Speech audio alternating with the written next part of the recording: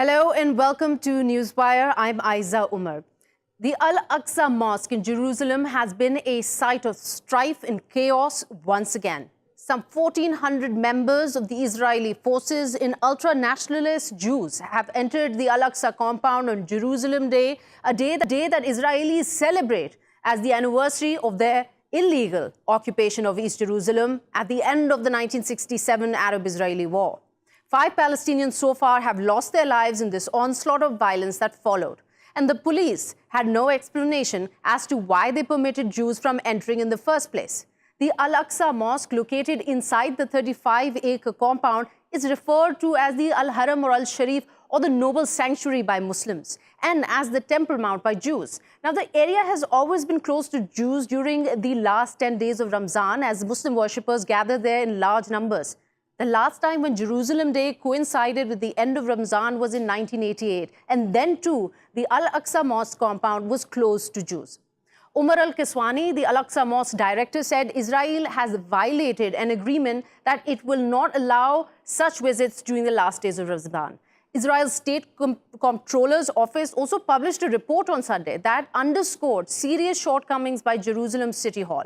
They said from public squalor and failure to protect historic buildings to severe neglect of the city's Palestinian residents. Was this an attempt by Israeli Prime Minister Benjamin Netanyahu's right-wing party to advance politically, especially after planning on dissolving the Knesset? Or there are other reasons? To explore this and more, we have with us our guests. Let me introduce them. First of all, I'd like to introduce Dr. Basim Naeem, is a spokesperson for the Hamas based in Gaza. Also, we have with us Mr. Jafar Ramini, journalist right now based out of London. Welcome to both of you to Newswire. Let me start with you, Dr. Basim. What is your take on the events that have just unfolded? It was obvious and deliberate act of creating mayhem on part of the police, and it wasn't the first time. Thank you very much, and Ramadan Kareem for you and for all your audience in Pakistan. I have to say this is not related to any ceremonies or any events on the Israeli side. This is a continuous plan since years. They are trying slowly, gradually to pave the way for dividing the mosque at the level of place and at the level of time.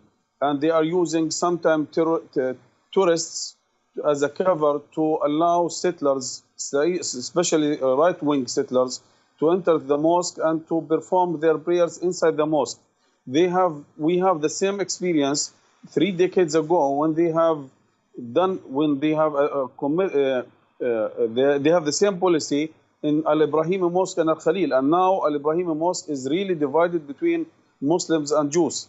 I think we have an international law which is clear here that the Jews have nothing to search here in Al-Aqsa Mosque and in Al-Aqsa compounds. But despite of this, they are not respecting the status quo. They are not respecting the international law. What happened in the last few days was clearly that they were provocated by seeing around 500,000 Palestinians from everywhere performing their prayers at Laylatul Qadr and other holy days and holy times at the end of Ramadan. This was a clear message that Palestinians will not accept the Israeli plans to divide the mosque or to take any inch out of this mosque for the Israeli or for the Jewish plans. Right. So, Mr. Jafar, there was obviously a very clear rule there that said that there was going to be no marching into the Muslim quarters for the Jews on the last 10 days of Ramzan. Yet that happened. Do you think that the political scenario in Israel has anything to do with this? Look, as Dr. Basim Franza said, this is an ongoing policy of Israel. Successive Israeli governments are Judaizing Jerusalem. It's not just Al-Aqsa Mosque. Jerusalem has been under intense assault and ethnic cleansing since 1967 war, what the Israelis called the Unification Day, which was the 2nd of June. The assault in Jerusalem has been more than on just the worshippers in Jerusalem. There are the settlements, the Jewish-only settlements that surround Jerusalem and cut it off from the rest of Palestine. There is the separation wall, which is 10 meters high. There are the checkpoints that makes the visitors to Jerusalem, that makes their life impossible. There is the change of demography, i.e. expelling Palestinians, indigenous Jerusalemites from Jerusalem and bringing in Jewish settlers. Only last week, the Israeli Knesset approved a new 800-unit Jewish-only housing units in Jerusalem. This is a total assault in Jerusalem. It's a total assault on Palestine and Palestinians. They deny our very existence, and they look upon us as, at best, cockroaches and feral beasts that should be crushed. They're trying, and they'll keep trying, and unfortunately, the Arab and the Muslim world and the international community look the other way. And if I may say something to my friend, to my compatriot in Gaza, happy Ramadan, my friend, and I hope that the people of Gaza will have a modicum of happiness on the Eid. And for God's sake, extend the hand to your brothers in the West Bank and end this division that is killing all of Palestine. We will get into what the political sort of disintegration between the Palestinian cells is causing in terms of the cause of Palestine. But first, let's focus a little on what is happening here in the Al-Aqsa Mosque. I understand both of you are saying this is not unprecedented. This is pretty much the Israeli agenda, the Zionist agenda here. But let's not put aside what has just happened in Israel. The Knesset has essentially been dissolved because they couldn't come together to form a government. Yet Netanyahu has not said anything on the latest escalations in Al-Aqsa. This happened, just like you said, on 14th May also. Do you think, Dr. Bassem, he's also trying to rally the hardline sort of factions behind them by not objecting to what has just transpired? When we say that this is the Zionist agenda since decades, since 1967, it doesn't mean that it is fully disconnected with the daily political activity in Israel. I think, yes, true. I think Netanyahu is trying to achieve two goals. First of all, to divert the attention from his dilemma in forming a new government in Israel. This was a big failure for him. He was preparing himself to fly to Bahrain as a prime minister, as the king of Israel, and he failed. Second, yes, he is trying to send strong messages to the right-wing Israelis and settlers that he is serious in implementing the plans of Judaization of Jerusalem, of dividing the mosque, of expelling Palestinians, and as my friend said, what they are preparing since years, and the ethnic cleansing of Palestine. And by the way, they are paving the way by taking not only practical steps, but also by releasing laws. We have heard that in September this year, they might not allow UNRWA, which is responsible for nearly 800,000 refugees here, to work in Jerusalem, which means these Palestinians will lose their political and legal cover as residents of the city, I mean as refugees. Therefore, it is true, he is trying to send political messages to his colleagues in the Knesset, but we have always not to forget that it was the successive policies of the Israeli governments, regardless of the political events, their daily events. By the way, only in April this year, I mean, they have committed 130 aggressions against Palestinians inside the mosque and outside the mosque, everywhere in Jerusalem. Yes, the incidents continue to mount. Even earlier this month, they had issued permits. The Israeli forces had placed restrictions on Palestinians who could attend, and there were age restrictions, and there were no stipulations as to who could get through, but just considerations that put a lot of anger in the Palestinians entering this mosque. But Mr. Jaffer, let me also ask you here, this is like Dr. Basim also said, unprecedented. It's not unprecedented, but you've seen the OIC summit and they've recently come together and brought up the issue of Gaza very vociferously. Do you feel any confidence that Gaza, Palestinians, is finally getting some attention from the Muslim Ummah? Words, yes. We're always giving lip service, but nothing tangible, nothing that will change the status quo. If I must just add, there's an agreement between Jordan and Israel, known as the Wadi Araba Agreement of 1994, that stipulates clearly that Jordan and the Waqf are in charge of the holy places in Jerusalem. And this, what they do continuously, allow these feral settlers to go in and out of the Al-Aqsa compound at will, is in violation of the spirit of the the Wadi Araba Agreement.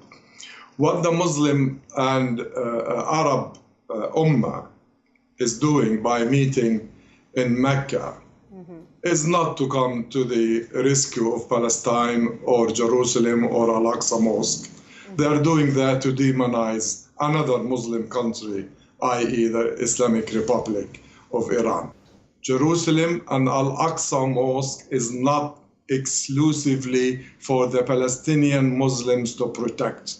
It's for all Muslims to protect. And it's about time they've done something about it.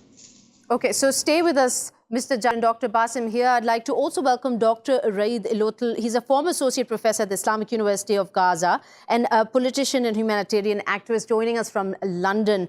Dr. Raid, you heard our guest talking about it. It is not just an issue of Palestinian Muslims protecting Al-Aqsa Mosque. What has just unfolded on Sunday is not a new event. It has continued to happen.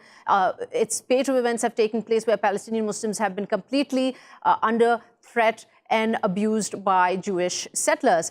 Well, the question really is, do you think Jordan's foreign minister coming out and warning the Israelis of dangerous consequences if it did not stop this provocative and what they call repulsive escalatory Israeli tactics, will that make any difference?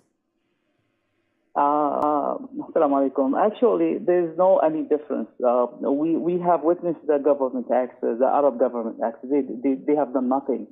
Palestinian case just like yesterday. Palestinian kid, he is 16 years, was shot as he tried to enter the Al-Masjid Al-Aqsa on Friday. Abdullah Ghaith from Hebron.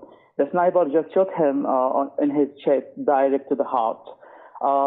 Yesterday we have seen and witnessed also Palestinian women safeguarding the Islamic third holy shrine, Al-Aqsa Mosque morning, from being invaded by fanatical Jewish colonizers, assisted by a brutal terrorist Israel army. So we have like continuously, this is happening continuously. We have something everyday scenario. Just to remind you that 25 Palestinians lost their lives in Ramadan this month, this holy month. Palestinians, Muslim worshippers were face to face yesterday when occupation police tried to raid the holy Al-Aqsa Mosque. They imagine that people in Hebron, people in Bethlehem, they cannot go to pray in Al-Aqsa Mosque, even in Ramadan. This is Israeli policies. This is just like discrimination and ethnic extermination. And the whole world, the international community, they are just watching. They have done nothing for that, even the Arab government. But now, don't you think the only reason that the whole world is watching and not doing anything is because there is an undying, unrelenting support from the U.S. for Israel?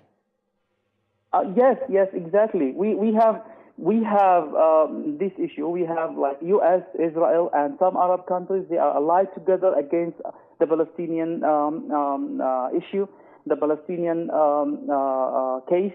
So without the Arab support, without the government support, without the international community to act immediately, we cannot stop this. Look at Gaza now. Gaza under the siege from 2006. People are dying every day in Gaza because they don't have medication. They cannot go to further their education outside. They can't travel. people dying because of the cancer, because of limitation of, because of polluted water. According to the UN report in 2020, people in Gaza, they will not find any drinkable water. The pollution everywhere in Gaza. So the international community has to act. People, government in Pakistan, government in India, government everywhere, they have to act immediately. They have to influence the international force, US, Israel. Well, that's a government. good point. It's something that activists have been saying all across the board, all across the world. But Dr. Bassem here, I think you're able to answer this better. How is the Muslim Ummah supposed to come together when within itself there are so many factions? Let's just look at the Palestinian Authority, how Hamas, the Palestinian Islamic Jihad, the Palestinian Authority can't come on the same page. How can there be peace when their own are divided? First of all, we have said it many times with you and with other TVs that we consider this division is a harmful thing for our cause, and we have to do our maximum to end this division as soon as possible. But at the same time, this is not an excuse for the Arabs or Muslims not to take actions to stop these continuous but what is the reason for Hamas and the PA not coming together on this? Let's separate the rest of the Muslims right now and just focus on how to close those divisions within its own political factions. And first of all, this needs really very much longer time to talk about. We have said it many times, we are ready to go anywhere at any time to sit together with our brothers in Ramallah to end this division. If we cannot do this, at least we can come together and put a plan to face these dangers coming through this what's so-called century plan. It is very complicated on the ground because of external interferences from Arabic countries, from some international powers, mainly US. But I think our topic today is to concentrate on the duty of Arabs and Muslims and Palestinians. Palestinians are paying the price every day. They are paying the highest price, definitely. For the Muslims to come together, that's a really... One minute. What is the excuse for the Ummah, for the Arabs, for the Muslims around the world not to take actions, not to go to the streets, not to stop normalization with the Israeli governments? We see that at the time there's the Palestinians killed in Al-Aqsa Mosque or in Jerusalem or in Gaza, we see the Israelis visiting Arabic countries and Arabic capitals. Right. We get your point, Dr. Bassem. We're running out of time. I want to get everyone's point of view. Thank you for being part of this program. But let's move to you, Mr. Jafar Amini. That's a really good point he's raised. Yes, there are political divisions, but the OIC summit, like you said, was just lip service. Then how does one move forward? There are surely some kind of positions that they can take to unite against not just the US here, but also Israel. They can't. All the Arab countries and Muslim countries are occupied territories as well. That's a really big statement to make. Well, it is a true statement. A Muslim Arab is being killed by a Muslim Arab in the Yemen, in Syria, in Iraq, in Libya. And we leave Israel roaming around Palestine at will without any resistance. The international community, I agree with your guest from London. I'm sorry, I didn't get your name, sir. Dr. Ayza. That the world will look at us, the Palestinians, and say, you are divided. So what do you expect us? Whom do we speak to? And one correction, if I may, please. The division is not between Hamas and the PA. The division is between Fatah and Hamas. I'm a Palestinian. I'm a Muslim. I'm non-partisan. And I put Jerusalem and Palestine before any religion, before any affiliation to any country in the world. And the sooner we, the Palestinians, put our house in order, the better.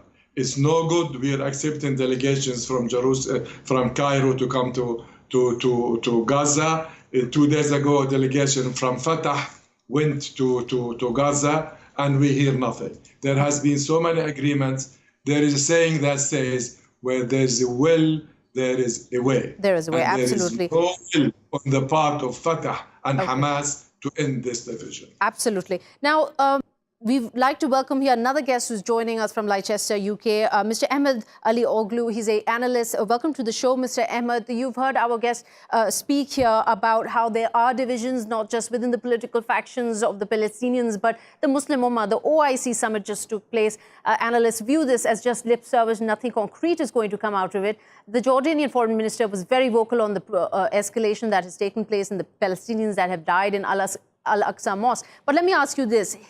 Jordan's anger towards Israel right now could also be reflective of the fact that they've been pretty much kept out of Jared Kushner's economic and peace plan for Israel and Palestine that essentially also includes maybe Al-Aqsa Mosque coming under the authority of Israel? Well, the situation is absolutely sophisticated. Now the OIC, as you've alluded in your question, is presided by the Saudis, and it seems from their track record that they're willing to give serious concessions to the Israelis and the Americans in order to combat or help them combat Iran hegemony in the region. So the cost of the price that the Palestinians will be paying is very high in terms of the deal.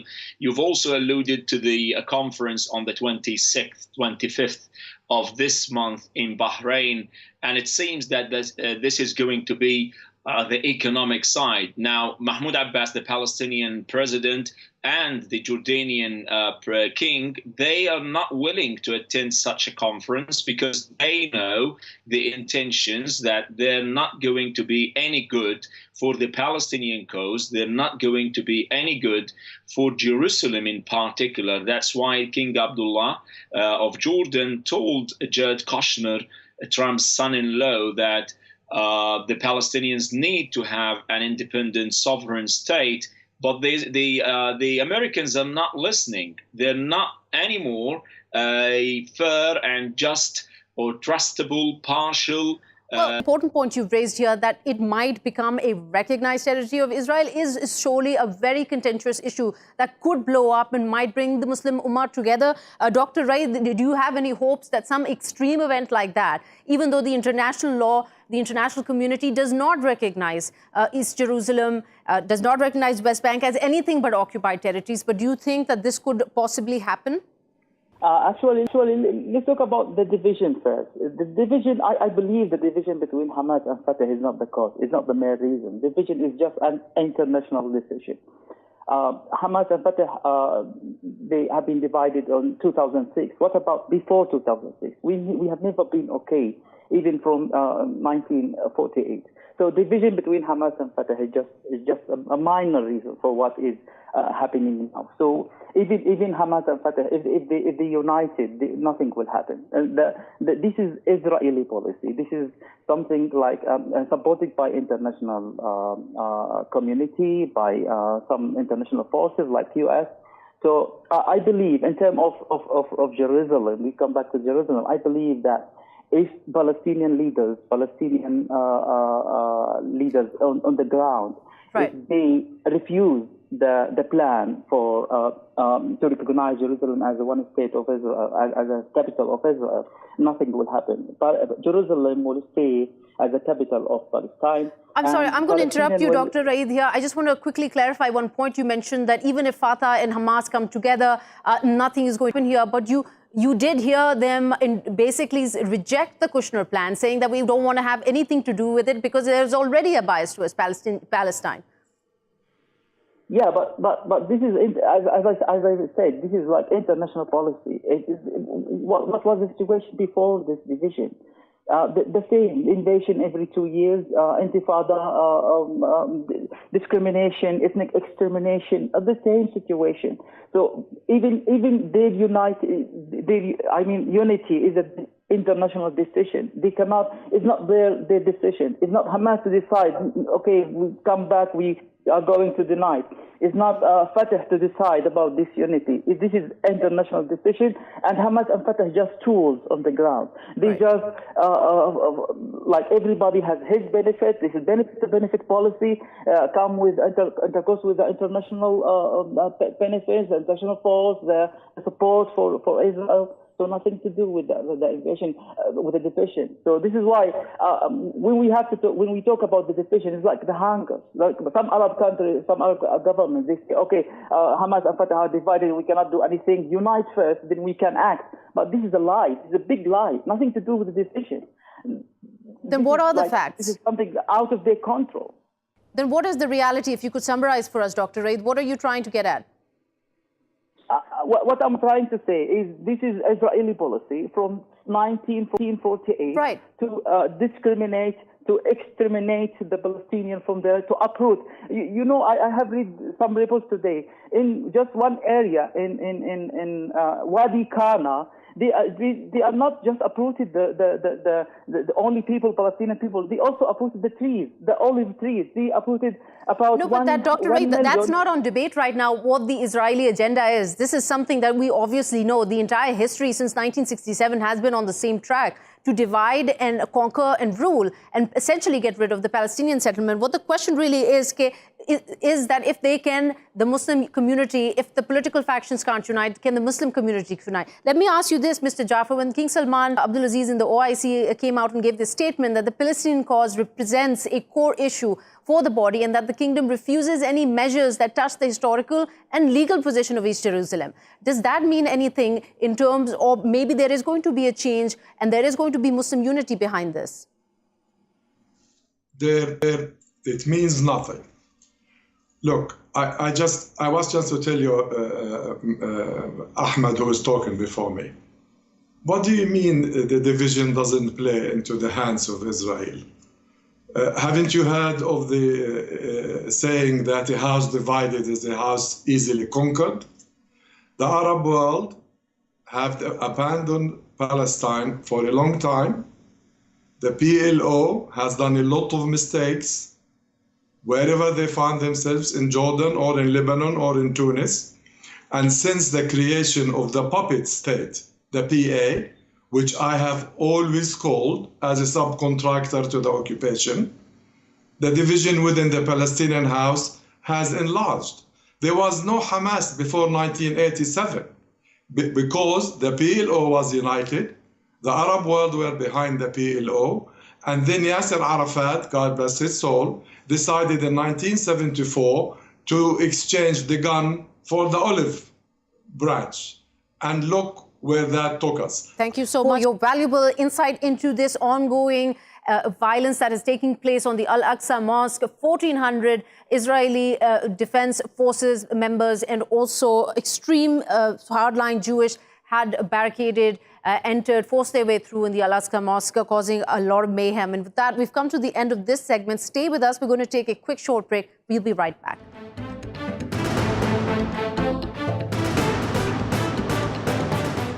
Welcome back to Newswire. I'm Ayza Omar. Now, Prime Minister of Pakistan Imran Khan delivered his maiden speech at the 14th Organization of Islamic Cooperation Summit. The OIC met in Saudi Arabia right after two emergency meetings that took place of Arab countries in Mecca over Iran's influence in Syria, Iraq, and Lebanon. What was also discussed among the Muslim leaders was a spike in tensions in the Persian Gulf, the Palestinian statehood, the plight of Rohingya Muslims, and the growing threat of Islamophobia across the world. Let's talk to our panel of experts and analysts on their take on the 14th OIC summit. We have with us Mr. Shahid Karimullah, a former ambassador to Saudi Arabia. Also on the line, we have the former ambassador, is Mr. Zamir Akram, with us. Welcome to Newswire. I'd like to start with you, Mr. Shahid, if I may. For some analysts, one way to read the Makkah summit is playing lip service to the Palestinian cause and the Jerusalem issue without doing anything. Do you agree?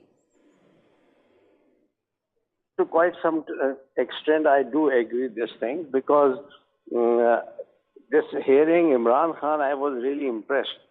Why? Because I have attended a number of OIC meetings.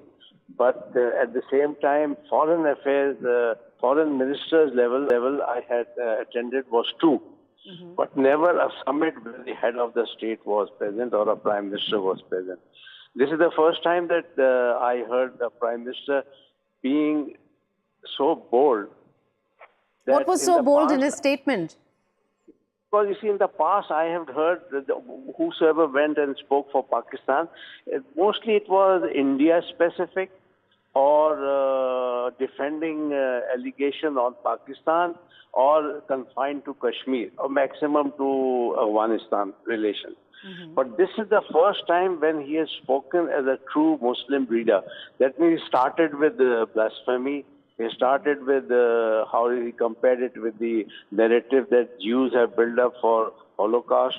Then he talked about the Islam linked to terrorism, especially after 9/11, which very nice and politely he had mentioned that probably 9/11 was planned to get this Islamophobia temperament up.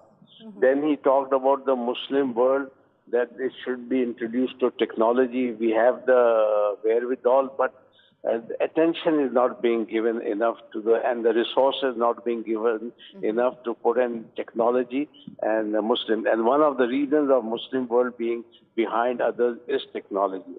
And the last issue, as you said, was the Palestinian issue, where he talked about two-state Golan Heights, two-state Golan Heights return, Kashmir issue we talked about. But I was anxious to hear something about the present American build-up against Iran. Okay, but hold that thought. Let me quickly bring Mr. Zamir in here also. Heard pretty much the key points of Prime Minister Imran Khan's speech here. But Mr. Zamir, one thing that our guest forgot to mention is that Prime Minister Imran Khan categorically said that the OIC summit, he didn't seem to have, he implied much confidence in this platform as it didn't unify the Muslim Ummah. Which is right now, do you feel, the biggest issue facing all these Muslim majority countries? I think that the Prime Minister is absolutely correct, and this is something that's been happening for several years now, that the Muslim world is not only ineffective but also totally disunited. Some years ago, we witnessed the expulsion of Syria from the OIC, and there has been this perennial problem that has been going on, and Iran on the other hand, and some of Iran's allies in Syria, for instance, Bashar al-Assad, and in Lebanon as well, Hezbollah. So these are real issues which are undermining the ability of the OIC to really make a difference and to address some of the key issues that affect the Muslim world, like the Palestinian problem or the Kashmir dispute. So I think the PM was absolutely right in highlighting the need for greater unity. Okay, so when we talk about greater unity and the lack thereof amongst the Muslim Ummah, and Mr. Shahid, this is a question for you. Do you feel that maybe there is a sort of Western influence on these Muslim countries that might come in the way of them unifying under one front? I agree with you. Absolutely, you're right.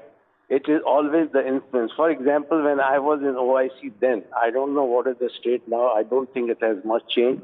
In the OIC, there used to be groupings. Grouping means that one was the Middle East group, one was the North Africa group, one was Far East group, one was subcontinent group. And they had their own interest, and really every group was influenced by the West. And that is the reason why you see even now they didn't talk nothing much about the escalation between America and the relation of Iran. And they did mention about Iran, and they said that we would like that this escalation should reduce and come down. But at the same time, they themselves are providing the support and logistic support and all that to Americans. So this is hypocrisy. I would say President Musharraf was very right when he said that this OIC is nothing, but it's a hypocrite forum. It's a hypocrite forum. That's a pretty big statement there. And also, Mr. Zamir, another thing that Prime Imran Khan highlighted, before I move on to expanding a little on how the Western influence gets in the way of Muslim unity, he also talked about education. He put a lot of attention on that, also on science and technology, saying in all Muslim countries, this is one thing that is lacking and we need to work on it. But it comes at a time that doesn't reflect well, because back at home, he has announced budget cuts, and the Higher Education Commission is looking at budget cuts, development cuts, recurrent expenditure cuts that are ranging from 10 to 15%. That is pretty huge. Well, I mean, those are domestic compulsions, budgetary compulsions, but that does not, in my view at least, detract from the fact that the Muslim countries in the long run have to and must focus on capacity building and human development. We need to move towards intellectual development of our youth in new technologies, etc. So I think the Prime Minister is right. And as you probably know, that we have the OIC's Science and Technology Organization based here in Pakistan. And Pakistan can play a major role in this regard. So I think that it's important to focus on this aspect. Well, I mean, that's a really good point you raised, but let me also highlight here, and these are statements that the HAC has given themselves, that a 50% cut in development expenditure will essentially mean that the plans for almost all new programs will have to be postponed or cancelled. They throw forward existing development schemes also out of the window. So this includes the Science University and its plans for expanding or developing its own academic programs. But, as I said, I'm not fully privy to what the rationale is behind all this. But yes, on the surface, I agree that money spent on education is much more important than on many other kinds of expenditure that we are involved in. So I think that this would be wrong if you are cutting money from very key areas of science and technology and education. Okay, thank you so much there, Mr. Shahid. Talking also a little more about the Kashmir issue was highlighted. In fact, a delegation was made, an envoy was appointed by a Saudi Arabian envoy was appointed to investigate and sort of look into the Kashmir issue. Any sort of comments on that, if you hope that it will transpire into something more effective? Yes, sir. You see, in the past also they had made committees, they had made groups that would be sent to India and to Kashmir, Indian occupied Kashmir, but it had never come through because India never gave them the permission. Okay. So this time also I won't know, I can't say what will they achieve. This is normally happens, at the end of the summit, they give this statement, they form these committees, and so far I have not seen any committee getting anything positive. All right, so let me welcome former Ambassador Ghalib, who's also joining Newswire to the show. Mr. Ghalib, we were talking about how Saudi Arabia's Yusuf Al-Dobieh has been appointed as OIC's special envoy on Jammu and Kashmir. And this is when they have all been reiterating support for the legitimate right of self-determination of Kashmiri people according to the UN resolutions. My question essentially to you is, do you feel that there is any hope with the new envoy in place, considering that bilateral trade between Riyadh and New Delhi currently stands at $28 billion?